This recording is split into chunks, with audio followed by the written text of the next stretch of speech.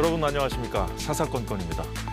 하루하루 급박하게 돌아가고 있는 전국 상황, 오늘은 여야 입장 대변하는 두 법률가와 함께 짚어드리겠습니다. 두 분 어서 오십시오. 예, 반갑습니다. 반갑습니다. 네, 어제 윤석열 대통령 측이 계엄은 정당했다며 적극 방어하고 나선 가운데 오늘은 탄핵 심판에서 검사 역할을 하게 될 국회 탄핵소추단과 대리인단이 다음 주 27일 첫 변론기일을 앞두고 여론전에 나섰습니다. 양심부재의 윤석열입니다. 거대한 반격을 시도하고 있습니다. 거짓과 위선, 더 나아가서 이 도도한 역사의 물결을 뒤엎으려고 하고 있습니다. 끝까지 반드시 탄핵 심판을 완성하고자 합니다. 네, 그러고 보니 윤석열 대통령이 검찰총장 때 법무부 장관이었죠. 박범계 의원이. 자, 원영섭 변호사께 먼저 여쭤보죠. 일단 지금 박범계 의원이 윤 대통령이 거대한 반격을 시도하고 있다 이렇게 얘기했는데 어떻게 봐야겠습니까? 어떤 의미입니까? 이 말이. 그런데 거대한 반격이라고 하기에는 너무 사실은 대응을 안 하고 계신 편이세요. 저번에 12일에 담화가 나오고 나서 사실은 굉장히 조용하셨거든요. 그리고 이번에 석동현 변호사가 어제 이제 처음 이야기를 했는데 그 과정에서도 법조인이 볼 때는 그냥 예상 가능했던 원론적인 이야기입니다. 거기에서 플러스 알파 더해가지고 예를 들어 뭐 다른 히든 카드가 있을 만한 그런 내용은 전혀 아니었어요. 그래서 이 부분과 관련해서 그냥 의지를 보인 것까지는 제가 뭐 그건 인정할 만하고요.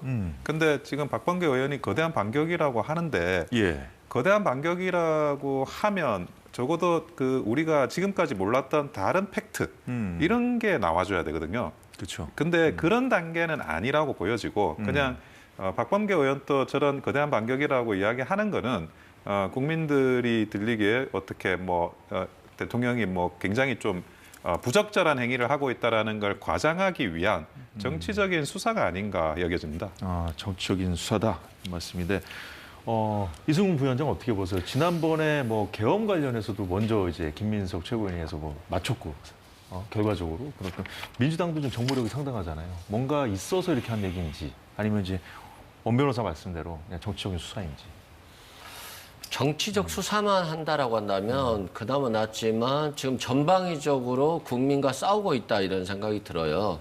일단 정치적 수사로서는 이게 뭐 계엄 상황이냐, 뭐 대통령의 체포의 채자도 말하지 않았다라고 하면서 계속 허위 사실을 유포하고 그리고 혹세무민하고 있거든요. 그래서 자신의 지지층을 선전선동해서 좀 결집하려고 하는, 그래서 그 힘을 결집한 이후에 이 지지율을 조금 더 반등시키고 이걸 가지고 탄핵 심판을 연기하거나 천천히 가게 하거나 시간을 끌거나 그런 과정 속에서 이제 한덕수 총리 권한 대행이 이제 그 역할을 해주는 거죠. 헌법재판관에 대한 임명을 거부한다거나 또는 어제 법률안 거부권을 행사한다거나 그런 식으로 좀 국민의힘과 한편에 서서 이런 불안정적인 상황을 증폭시킨다라고 생각되고요.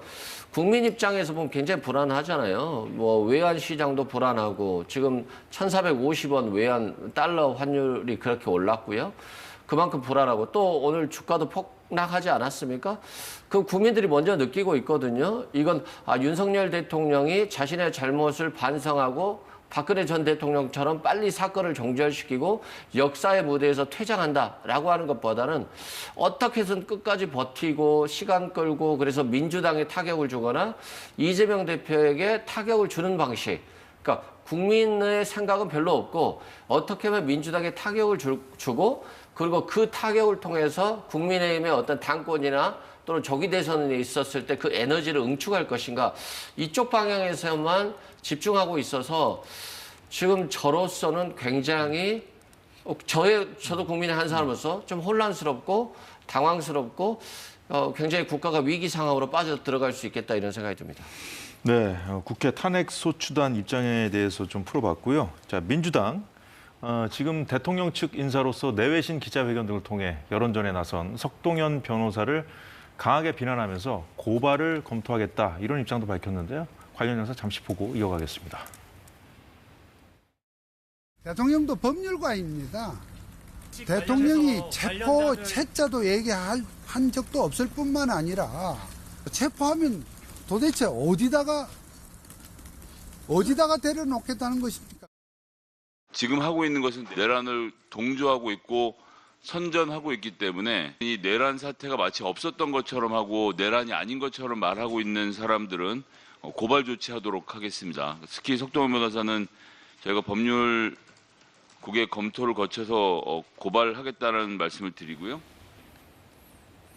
네, 그럼 이승훈 부위원장께 먼저 여쭤보죠. 석동현 변호사 이제 고발까지 검토하겠다. 그렇게 밝힌 배경은 뭐라고 보십니까? 일단 명확한 사실을 부인하면서 허위 사실을 유포하고 그를 통해서 선전선동하고 있거든요. 예를 들어서 홍장원 1차장도 대통령이나 방첩사령관을 통해서 체포 명단을 들었다거나 조지호 경찰청장도 대통령으로부터 전화를 받았다. 뭐 체포조에 대해서. 그리고 특전사령관이라든가 수방사령관도 다 대통령이 끌어내라. 빨리 끌어내라. 뭐 아직 해제 요구한 결의가 안 됐다. 뭐 이런 얘기들이 나왔으니까 당연히 이제 대통령이 굉장히 지금 구속돼야 될 상황이고 위기의 상황인데 여기에 대해서 반격을 하는 것은 결국에는 녹음은 없잖아요. 비화폰이기 때문에 녹음은 없고 그래서 결국 형사재판에서 유죄 판결을 받는다 할지라도 일단 탄핵 심판 위기를 모면해 보자. 그래서 일단 마치 사실관계를 인정하고 자백하는 것보다 갈등을 부추겨서 헌법재판에 있어서 분명히 의견 대립이 있는 것처럼 그렇게 해서 탄핵 심판 절차를 지연시키고 탄핵 심판에서 6인 체제로 한 명만이라도 기각되면 내가 복귀할 수 있다. 이런 것에 대한 얘기를 하는 것 같고 이걸 통해서 지금 수사받는 사람들이 있잖아요. 구속돼 있는 사람들한테 누가 알려줘야 되는데 이걸 알려줄 경우에는 증거인멸이라든가 이런 법률적 문제가 될 수 있기 때문에 언론을 통해서 윤석열 대통령의 변론 방향까지도 지금 전파하는 방식으로 선동하고 있는 게 아닌가 싶습니다. 네, 뭐 아까 전에도 그렇고 이제 그 윤 대통령 측 입장에 대해서 이제 이승훈 부위원장이 이제 허위 사실이라고 이제 단적으로 좀 표현을 하셨는데, 자 원영석 변호사님 어떻게 보세요? 지금 예. 그 허위 사실 유포를 내란 선동죄로 고발하겠다 이런 취지거든요. 그러니까 이런 거예요. 그러니까 100% 비상계엄이 내란이라고 하더라도 그 비상계엄이 해제되면서 내란 행위는 끝났다고 봐야 됩니다. 만약 그게 내란이라고 하더라도 저는 그런데 그럼에도 불구하고 이게 내란 선동죄가 된다? 그게 변호인이 가지고 있는 어떤 적절한 그 법률적인 의견을 제시하는 게 내란 선동죄가 다시 또 성립한다는 거는 법률가가 보기에는 좀 터무니없는 이야기인 것 같아요. 법률적인 해석과는 전혀 맞지가 않고 다만 이것이 이제 그 윤석열 대통령 측에서 뭐 변호인을 구하고 있어요. 일부 또 구해진 사람들이 있고 그리고 각자 이제 역할에 맡아가지고 변호인을 선임하는 과정에 있는데 그런 추가적인 변호인 선임을 함에 있어가지고 변호인으로 나서려고 하는 변호사들한테 일종의 위협구를 던지는 게 아닌가라는 생각이 듭니다. 지금 그 석동현 변호사는 40년 직이라고 하시면서 네. 결국 이제 변호사로서 변호인으로서 할 수 있는 이야기 그 선을 또 넘어간 건 아니거든요. 예, 당연히 지금 나와 있는 증거는 전문 증거밖에 없고 직접적인 녹음은 없고 그리고 그 전문 증거도 체포라는 진짜 그 체포의 채자가 나오지 않은 건 또 사실이에요. 끌어내리라는 정도는 이제 그 전문 증거라도 있었지만 그런데 그런 부분을 가지고 이제 내란 선동죄다. 그것도 좀 이게 그 죄명이 큰 죄명을 사용하는 거는 그거는 이제 추가적으로 변호인이 선임되는 거를 방해하려는 이런 방어권을 해치려고 하는 그런 의도가 숨어 있다 그렇게 보여집니다. 네, 지금 앞서 화면에서 보셨다시피 이승훈 부위원장 지금 여당도 이제 내란 선동죄 등으로 고발하겠다는 거 아니야? 국민의힘까지 당 전체를. 네, 그렇게 이제 안 그래도 지금 그 지난번에 내란 공범들이라고 그랬다가 김용민 의원을 또 윤리위에 제소했잖아요, 국민의힘이. 이제 이런 식으로 어떻게 보면 민주당도 공세의 고삐를 다시 다잡는 상황인데 좀 국민의힘을 좀 자극할 수도 있지 않을까? 그런 생각은 안 해봤어요. 아니 뭐 자극할 수는 있는데 석동현 변호사의 좀 표현이 너무 심했어요. 체포의 채자도 꺼내지 않았다. 국민들이 이미 그 계엄 현장을 다 봤고 그 계엄군들이 왜 그런 행동을 했겠습니까? 대통령이 주도적으로 하지 않았다면 그런 일을 할 수 없었을 거라는 것이 당연히 추측이 되고 또 국정원 1차장도 대통령이 임명한 분이고 특전사령관도 대통령이 임명했고 수방사령관도 대통령이 임명했고 경찰청장도 대통령이 임명했잖아요. 대통령이 임명한 사람이 대통령을 향해서 불과 며칠 만에 뭐 거짓말을 할 이유가 있겠어요? 그럼에도 불구하고 지금 대통령과 석동현 변호사가 이렇게 명확한 거짓말을 한다고 이제 제 생각입니다만 하는 것들은 결국에는 한 줌 남은 자신의 지지 세력과 함께 이 과정을 돌파해보고 시간을 끌어보고 그래서 조기 대선 과정이 치러진다라고 했을 때 그 과정에서 국민의힘 출신 후보에게 도움을 줄 수 있는 그런 밑거름을 만들기 위해서 한 것 같은데요. 그런 시간 끌기로 실은 국민들이라든가 또 뭐 여기 계신 우리 패널분도 그렇지만 다 같이 국가가 힘들어지는 거잖아요. 그런 측면에서 오히려 지금 현재로 보면 윤석열 대통령이 25년형을 주고 구속시켰던 박근혜 전 대통령은 최순실과의 국정농단에서 직접 뇌물을 받지 않았지만 퇴진 과정에서는 국민에게 고개를 숙이고 부끄러운 것을 알고 그냥 퇴장했거든요. 이 국가의 불행을 계엄이라고 하는 내란 이후에 또다시 국가의 불행을 다시 키우고 있다라고 생각됩니다. 네, 자 오영섭 변호사님께 바로 다시 그 질문을 좀 드릴게요. 지금 국민의힘 입장에서는 그동안 이제 어떻게 보면 정신없이 좀 밀려오다가 좀 뭔가 좀 대통령도 그렇고 대통령 같은 경우는 이제 다시 본인도 이제 여론전에 지금 다시 나서는 그런 상황인데 어떻게 보십니까? 여당도 대통령을 좀 방어하는 그런 그 자세로 좀 나올 가능성이 있다고 보세요? 예, 그 여당 비록 이제 그 탄핵 소추안이 가결되긴 했지만 여당의 당론은 탄핵 반대입니다. 그리고 지금도 탄핵 반대고요. 그리고 거기에서 뭐 다른 변화가 있었던 건 아니기 때문에 탄핵 반대라는 당론에 따라 가지고 각 의원들이 움직일 거라는 생각을 가지고 있습니다. 민주당이 이제 국민의힘 당도 이제 정당 차원에서도 이제 고발을 하겠다, 뭐 이런 고발할 수 있다 이런 얘기도 나오니까요. 근데 그게 아까 그 석동현 변호사하고 이 케이스는 약간 다른 것 같아요. 그러니까 하나의 정당이 다른 정당을 압박할 때 특히나 민주당이 했던 방식이 뭐냐면 이제 뭐 그 입법 같은 거 날치기로 해가지고 거부권을 그 만들어낸다든지 아니면 그 예산 삭감한다든지 특히나 가장 이제 대표적으로 사용한 방법이 특검이죠. 이런 방식으로 계속 여권을 압박을 해왔는데 고발이라는 거는 조금 다른 차원의 문제거든요. 그러니까 무슨 말이냐면 기존의 이런 특검 방식 아니면 또는 이제 입법 방식 이런 방식에서 전반적으로 좀 고발 방식으로 고발전으로 전환하려고 하는 기조가 있는 게 아닌가라는 추측이 들어요.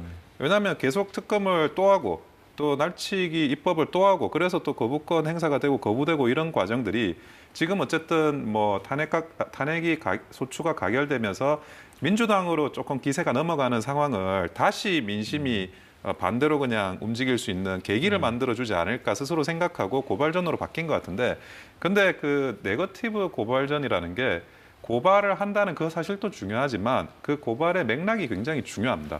그러니까 그 고발의 맥락을 돋보이게 하는 수단으로서 고발을 사용하는 거거든요. 근데 예를 들어 뭐 나경원 의원에 대해서도 뭐 고발을 하겠다. 나경원 의원 한 이야기 가지고 그러면 그걸 어떻게 국민들이 납득을 할지 뭐 그게 오히려 그 본인들이 조금 더 그 민심을 지금 현재는 유리한 기세지만 그게 다시 불리한 기세로 될 수 있다는 것도 명심을 해야 될 겁니다.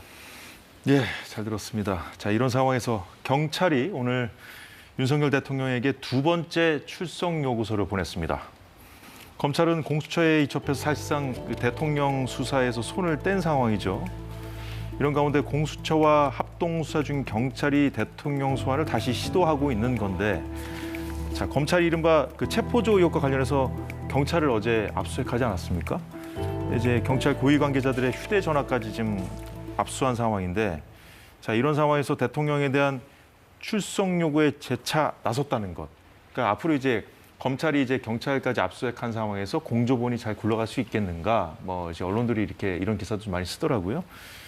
그래서 이제 경찰 공조본 수사 잘할 수 있다 이런 의지를 좀 표명한 행보라고 좀 봐야 되는 것인지 어떻게 보십니까? 일단 그럴 수 있죠. 국가수사본부장이 계엄에 가담한 거 아니냐? 왜 핸드폰을 뺏겼지? 그리고 국방부 조사본부 직원들도 핸드폰을 뺏긴 분이 몇 명 있잖아요. 그러면 이분들이 수사의 대상이 수사를 하고 있네? 라고 하는 어떤 의문을 주기 때문에 국가수사본부 입장에서는 수사를 더 강력하게 빨리 신속하게 할 수밖에 없고 그런 의지의 표명이라고 보고요.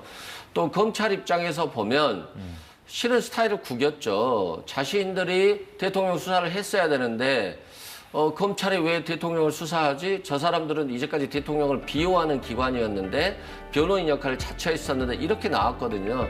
그래서 시부정 검찰총장이 전격적으로 공수처와 상의를 해서 대통령과 이상민 전 행안부 장관에 대한 수사권을 넘겼잖아요. 그래서 지금 이게 복잡하죠. 검찰 내부에서는 왜 수사권을 넘겼냐고 또 시부정 검찰총장이 항의를 받고 있거든요. 그런 측면에서 검찰은 검찰대로 자신의 조직을 지키기 위해서 또는 자기의 조직원들에게 사기를 잃지 않기 위해서 계속 이제 경쟁적으로 대립 구도까지 가고 있어요. 그래서 이 대답은 결국에는 빨리 특검이 통과돼서 특검으로 사건이 모여지면 별다른 문제가 없을 것 같은데 그 과정에서의 어떤 혼선이라고 보여지고요. 또 검찰과 경찰 간의 어떤 알력 다툼? 굉장히 이런 게 있는 것 같아요. 그래서 단순한 알력 다툼으로 보기엔 좀 뭔가 좀 납득이 안 가는 부분이 있지 않습니까? 저는 개인적으로는 검찰이 이 윤석열 대통령에 대한 수사를 포기한 것 자체가 좀 문제가 있다고 보고요. 오히려 시부정 검찰총장이 대통령과 어느 정도 교감을 통해서 수사 역량이라든가 수사 인력이라든가 이런 것들이 없는 공수처로 보내고 그래서 시간을 끌어서 수사가 되더라도 공수처는 또 기소할 수가 없잖아요. 그러면 또 검찰로 보내서 검찰이 해야 된다고 한다면 수사가 지연될 가능성이 훨씬 높기 때문에 저는 여러 가지 포석으로 윤석열 대통령도 검찰보다는 또 특별수사본부장이 한동훈 전 대표하고 친하잖아요. 고등학교, 대학교 선후배 관계여서 그래서 오히려 공수처를 선택한 게 아닌가. 이건 뭐 제 개인적인 추정입니다만 저는 그런 생각이 듭니다. 자, 원영섭 변호사님 말씀 들어볼까요? 사실은 이런 난맥상이 기본적으로 민주당 발의라는 거는 좀 분명히 하고 싶어요. 검수완박을 하면서 경찰과 검찰 사이에 그 수사권이 조정이 됐습니다. 그리고 공수처가 만들어지면서 또 조정이 됐어요. 그러니까 지금 현재 검찰에서는 이 내란죄에 대한 수사권이 없는 상황이거든요. 그러니까 김용현 전 장관까지는 어쨌든 직권남용의 관련 사건으로 내란죄를 수사할 수 있다고 하지만 대통령은 직권남용죄에 대한 수사가 아예 소추가 안 되니까 수사권이 없고 그리고 내란죄에 대해서는 관련 사건이 아니에요. 별도의 수사권이 없는 이상 또 수사를 못 하게 돼요. 그러니까 수사권이 없는 상태에서 수사를 하게 되면 위법 수집 증거가 되어서 증거 능력에서 배제가 됩니다. 그러니까 더 이상 이제 검찰이 하고 싶어도 사실은 수사를 할 수 없는 상황까지 간 것 같아요. 그걸 이제 앞전에 소환 조사하겠다고 2번 이야기한 게 그게 수사권이 없는 상태에서 소환을 하겠다라고 요청한 거라서 그것도 법리적으로는 좀 문제가 있었습니다. 그러면 이제 다시 경찰과 공수처가 있는 이 공조수사본부에서 이제 이루어지는 건데요. 근데 여기서도 약간 난맥이 있어요. 무슨 말이냐면 공수처에서는 이미 이첩을 해달라고 경찰에 요청을 한 상태입니다. 검찰에도 요청을 했어요. 예. 그리고 일부 기사에는 경찰이 공수처에 이첩을 했다라고 기사도 났어요. 그러면 수사권이 이번에는 또 경찰에 없고 공수처에 있는 상황이거든요.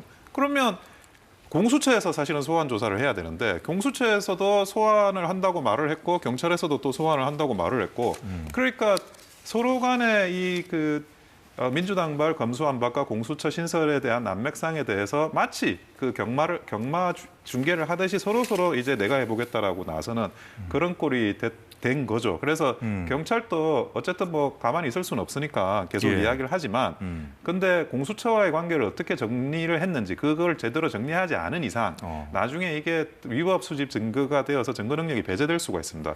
그리고 제가 볼 때는 전반적으로 이제 그 탄핵 사건의 헌법재판소의 그런 그 변론 진행으로서 그 대통령에 대한 어떤 진술이나 이런 것들은 거의 나올 것 같아요.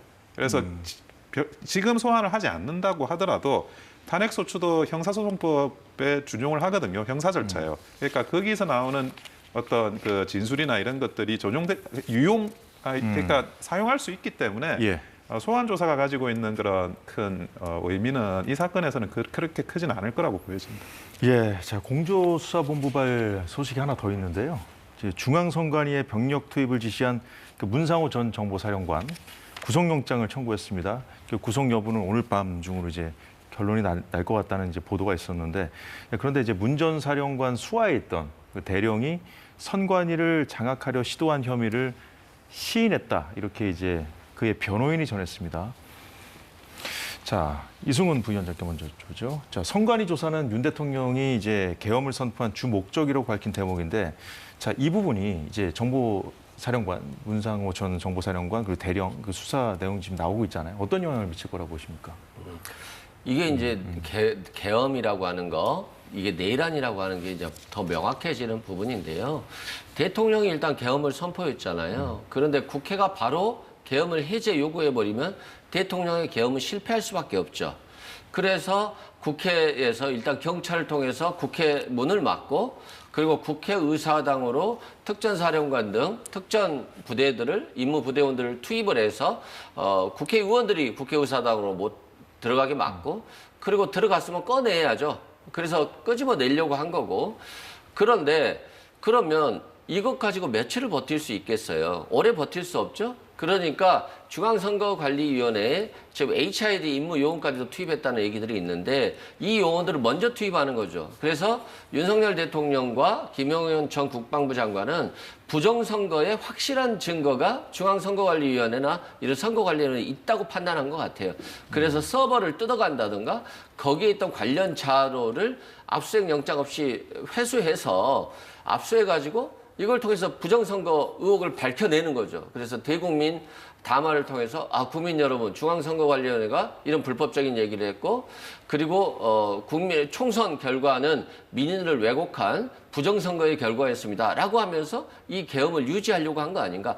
그렇기 때문에 중앙선거관리위원회에 있는 직원들까지도 체포하고 핸드폰도 뺐고 그리고 이 벙커로 데리고 와서 체포, 구금하려고 했던 것이 아닌가. 이런 시나리오가 지금 작금의 상황에서 일련으로 나오고 있는 거다 이렇게 생각됩니다.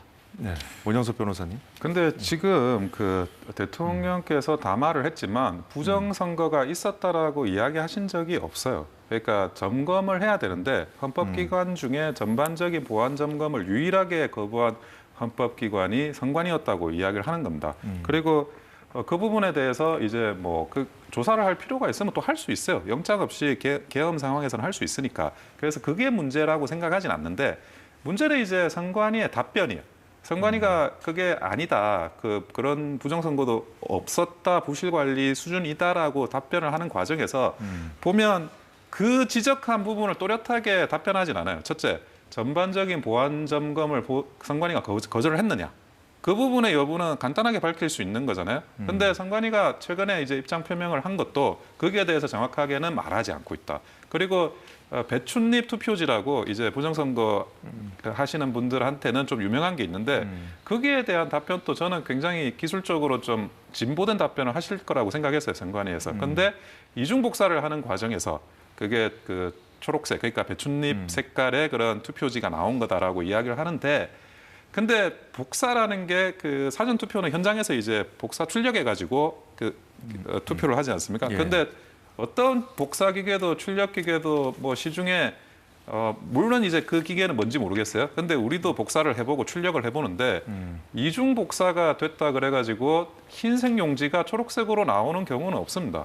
그러니까 그 부분도 기술적으로 좀 더 정확한 설명을 해야 된다. 선관위가 그 이야기는 꼭 해드리고 싶고.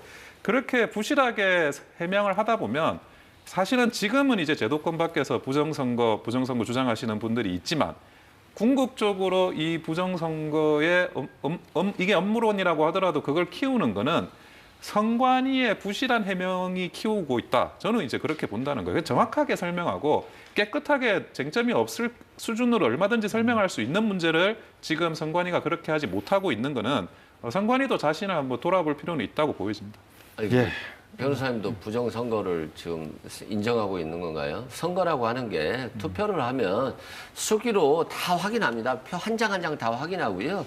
동에서 확인하고 그리고 이걸 갖다가 선관위에 보내면 선관위에 올라온 숫자와 동에서 수개표 한 숫자가 다 일치하는지를 확인해요. 근데 이게 자꾸 부정선거라고 하고 뭐 황교안 전 권한대행도 그러던데 이렇게 되면 국가가 심각한 위기에 처해요. 아예 아니 2년 6개월간 집권한 대통령이 자신이 관장하고 있는 선관위를 헌법기관이라고 해서 부정선거 기관이라고 단정하고 압수수색한다? 체포영장도 없이 그냥 계엄을 해서 이건 심각한 상황이고요. 좀 개의하다. 미국에서는 윤석열 대통령을 괴이하다라고 보잖아요. 지금 뭐 그런 방식으로 국민들께 얘기하는 것들은 굉장히 국민들 입장에서 보면 불편하고 잘못된 선동이 될 수 있다 이렇게 생각됩니다. 제가 그 부분은 조금 설명드리면 선관위도 본인이 부실 선거가 있다는 건 인정을 하잖아요. 부실이 있다라는 거에 대해서. 그래서 그 부실이 부정으로 넘어가지 않으려면 설명을 잘하면 돼요. 부실에 대해서 이건 이렇게 해서 이랬고 저건 저렇게 해서 저랬고 앞으로 잘하겠다 이렇게 설명하면 되는 거거든요. 제가 부정선거를 저는 믿지 않지만 부정선거를 믿는 사람을 만들어내는 거는 부실선거에 대한 해명이 부족하기 때문이라는 걸 제가 지적하는 겁니다. 네, 두 분 말씀 잘 들었고요. 자, 다음 소식으로 넘어가 보도록 하겠습니다. 지금 한동훈 전 대표죠. 이제 사퇴 이후에 국민의힘도 권성동 원내대표를 중심으로 해서 단일 대오를 만들어가고 있는 그런 분위기죠. 이런 상황에서 김용현 전 국방장관이 민주당을 향해서 반국가 세력이라는 표현을 또 썼습니다. 반국가 세력이 거짓 선동을 하고 있다며 강하게 반발한 일이 있었는데요. 어떤 일 때문이냐? 윤 대통령이 계엄을 선포하기 전에 김용현 전 장관이 탱크로 확 밀어버려라고 말했다고 주장한 민주당 의원들을 문제 삼은 건데요. 잠시 영상 보겠습니다. 김용현은 12월 3일 당일 오전 11시 40분 국방 컨벤션 센터 오찬에서 이미 국회가 국방 예산으로 장난질인데 탱크로 확 밀어버려라 라는 취지의 발언을 한 바 있다고 합니다. 네, 이승훈 부위원장, 이 발언 때문인가요? 김용현 전 장관이 법적 조치 그런 것 같습니다. 뭐 탱크로 확 밀어버려 이런 말을 뭐 안 했다. 그래서 허위 날조다. 법적 조치를 취하겠다 이런 건데요. 아마 서영거 의원이 이 자리에 김용현 전 장관과 함께 동석했던 분 중에 한 분한테 제보를 받은 것 같아요. 그래서 신빙성은 있어 보이지만 다만 뭐 지금이야 김용현 전 장관 입장에서는 구속되어 있고 오히려 내란 수사를 하는 것 자체가 내란이라고 할 정도로 지금 황당한 주장을 하고 있기 때문에 뭐 김용현 전 장관의 이런 주장 자체에 대해서 뭐 크게 뭐 귀 기울이지는 않는데요. 그럼에도 불구하고 지금 국가와 사회가 굉장히 혼란 속에 있고 그런 측면에서는 좀 안타까운 상황이고요. 민주당 입장에서도 지금은 굉장히 국가가 혼란인 상황이고 대외 신인도가 추락하는 상황이기 때문에 더 언어도 절제해야 되고 그리고 정보에 있어서도 확실한 정보를 통해서 국민들께 좀 제공해 줄 수 있는 것 그것이 또 지금 안정을 찾는 데 있어서 조금 도움이 되지 않을까 싶습니다.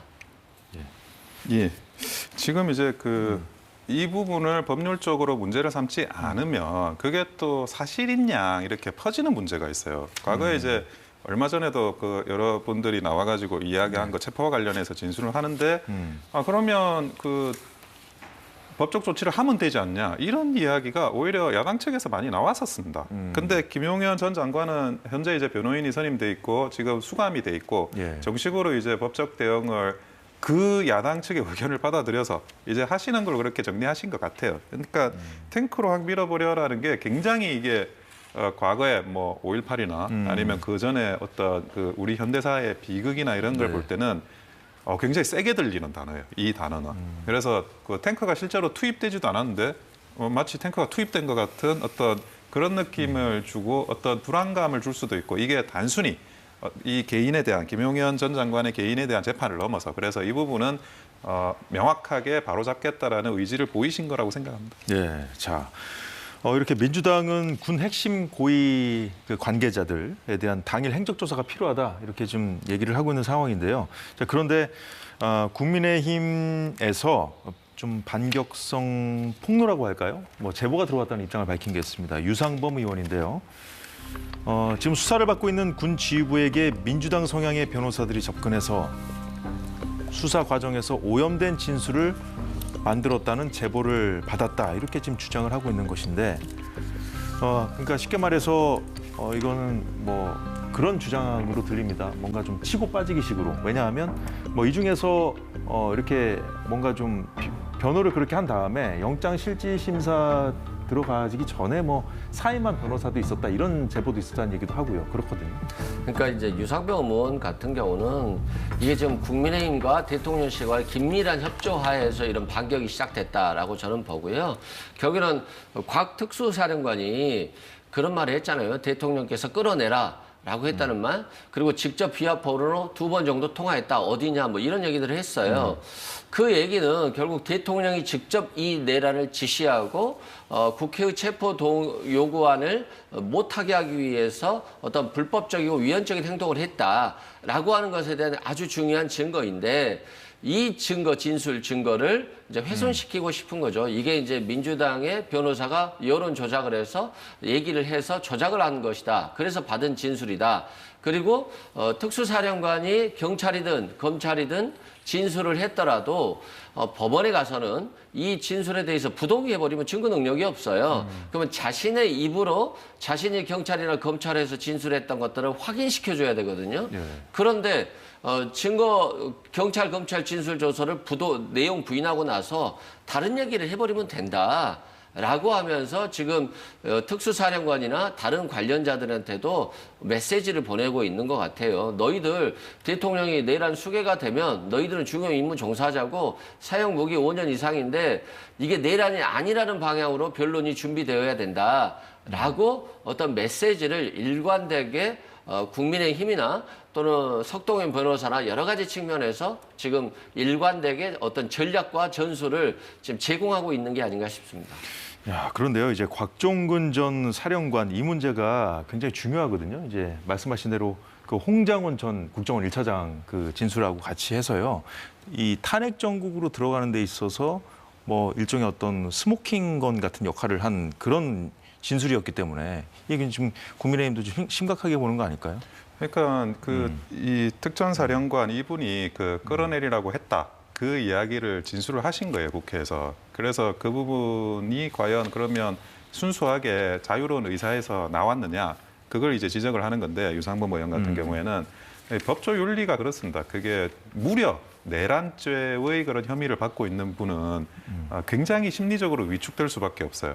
그리고 변호사들이 나서가지고 변호를 과연 이렇게 적극적으로 해줄까? 누구라도 이렇게 변호를 해주겠다라고 하면 그게 도움을 필요로 하는 사람 입장에서는 고맙게 받아들일 수밖에 없고, 그러면 이제 어떤 앞으로의 그런 사법 리스크에 대한 대응 측면에서의 진술을 해야 될 수도 있습니다. 그런데 이분들이 사임을 했다는 거예요. 그 진술을 이제 하고 나서는 사임을 해서 지금 곽종건 사령관이 국선 변호인이 지금 선임이 돼가지고 진행을 하고 있다는 그렇군요. 겁니다. 변호사가 적극적으로 나서는 변호사님이 안 계셔가지고. 근데 만약에 지금 유상범 의원이 지적을 하는 것처럼 이게 그 어떤 진술을 추출하기 위해서 변호사들이 이렇게 선임을 하고 그 진술이 추출되고 나서 그만둔 거라고 한다 그러면 그게 법조윤리적으로는 굉장히 큰 문제가 될 수 있는 사안입니다. 그래서 어떤 유상범 의원도 그 근거를 정확하게 조금은 추후에라도 늦지 않은 시간에 그 근거를 알려주실 필요는 있을 것 같아요. 그래야겠죠. 예. 본인 발언에 또 책임을 져야 되니까. 예, 그렇습니다. 알겠습니다. 자, 민주당은 한덕수 권한대행이 야권이 단독 처리한 법안들에 대해 거부권을 행사한 데 대해서도 오늘도 비판을 이어갔는데요. 잠시 영상 보겠습니다. 유감스럽게도 한덕수 대통령 권한대행이 거부권을 남발하고 있습니다. 국민 두려운 걸 모르고 여전히 내란에 동조하기에 여념없는 국민의힘은 각성하기 바랍니다. 소극적 권한만 행사하며 국정을 안정적으로 이끌어야 할 총리가 거부권이라는 가장 적극적 권한을 행사한 데 대해 매우 유감입니다. 네, 결국 또 대통령 권한대행의 지위라든가 권한을 어디까지 볼 것인가 이 논쟁으로 다시 이어지는 것인데 지금 이제 민주당이 사실 지금 경고하는 것은 이제 한 번 더 거부권을 행사하면 이제 탄핵을 할 수 있다고 하면서 한 마지노선이 김여사 특검법하고 그리고 또 내란 특검법이잖아요. 어떻게 보세요, 한덕수 총리의 선택? 거부권을 행사하면 안 되죠. 뭐 본인이 선택하겠죠. 대통령 권한 대행이 학계에서는 소극적인 어떤 정책만 해라. 소극적인 어떤 입장만 발표해야 되는 것이지 적극적이고 능동적으로 하면 안 된다고 하는 것은 선출된 권력이 아니기 때문이거든요.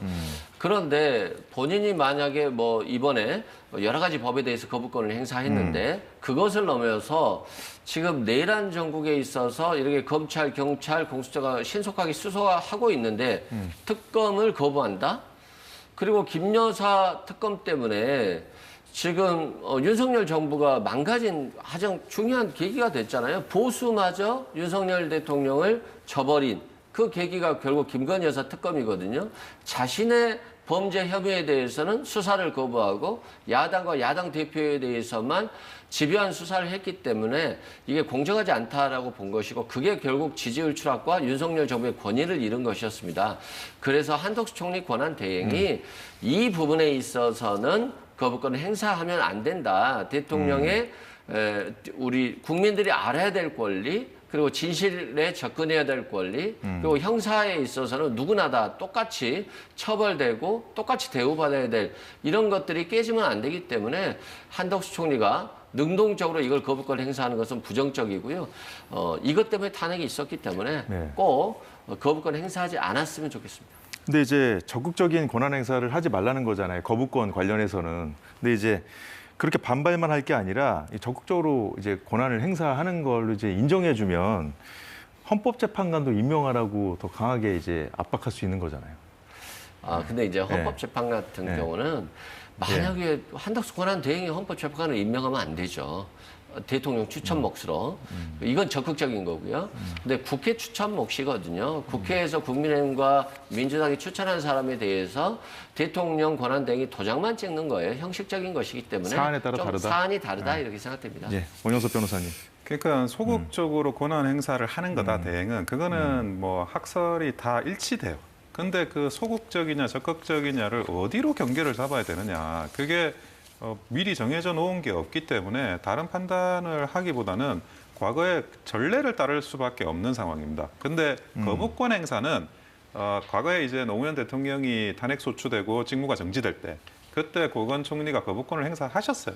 그러니까 보수당이 아니라 민주당에서 그 거부권을 행사하신 전례가 있기 때문에 그 전례를 따라가는 거니까 이걸 그 적극적인 어떤 권한 행사라서 소극적인 범위를 벗어났다라고 하는 거는 조금 그거는 과거의 전례에 따라 맞지 않고 그리고 헌법재판관 같은 경우에는 이제 국회 추천이냐 대통령 추천이냐를 따지는 게 이제 민주당의 입장인 것 같아요.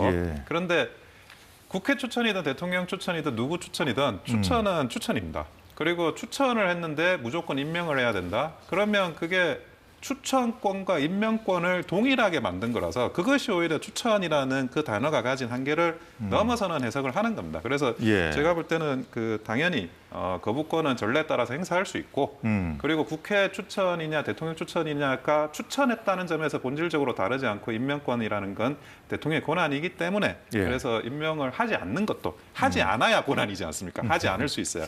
그래서 해서는 안 되는 또 그 과거에도 이제 또 박근혜 대통령 때 임명을 그 권한대행, 그 황교안 권한대행이 못하셨던 그런 전례가 있으니까 그 전례를 따라갈 문제라고 생각합니다. 그렇군요. 자, 마지막으로 한 가지만 좀 살펴볼게요. 황교안 전 총리 이제 박근혜 전 대통령 탄핵 당시 이제 권한 대행이었는데 관련해서 이제 입장을 밝힌 게 있거든요. 잠시 들어보겠습니다. 한덕수 대통령 권한 대행은 지금 헌법재판관을 임명하면 안 됩니다. 그 이유는 현재 탄핵이 인용된 상태가 아니고 심리 중인 상태이기 때문입니다. 선출된 권력이 아닌 대통령 권한 대행은 현상 유지 그리고 관리가 무엇보다도 중요합니다. 현 대통령의 핵심 가치를 흔드는 조치는 하면 안 됩니다. 따라서 헌법재판관뿐만 아니라 장관급의 임명은 하지 않아야 합니다. 못 끝냈거든요. 현상 유지라는 표현을 썼군요. 황교안 전 총리가 민주당이 자주 지금 써온 말인데 자, 일단은 국회 몫도 하지 말라는 얘기 같아요. 아까 전에 이제 대통령 몫은 하면 안 된다고 말씀하셨는데 지금은 국회 몫은 하자는 게 또 민주당 입장이잖아요. 이것조차 하지 말라는 얘기 같은데 이거는 권성동 원내대표하고도 같은 입장입니다. 예, 황교안 전 대표가 아직까지도 대통령 꿈을 못 버린 것 같아요. 박근혜 정부 때 실패를 했기 때문에 그 책임을 지고 물러나 있는 게 맞고요. 이런 주장도 별로 그렇게 설득력이 없는 주장을 저렇게 하는 것들은 결국에는 윤석열 대통령을 주축으로 한 그러한 세력들, 그 세력들의 지지를 받기 위한 그 정도 수준의 얘기인 것 같습니다. 예. 결국에는 뭐 이 문제도 전례를 따라갈 문제라고 생각이 듭니다. 이제 누가 뭐가 맞다 아니다 이렇게 따지기보다는 과거에 이제 장관을 임명한 전례가 있다 그러면 할 수 있는 거고요. 그런데 지금 그 전에는 탄핵 소추에 의한 직무정지 상태에서는 장관을 임명한 전례가 없다 그러면 그 전례에 따라가는 게 맞지 않나 하는 생각입니다. 예, 잘 들었습니다. 오늘 정치권 소식은 여기서 마무리하겠습니다. 두 분 수고 많으셨습니다.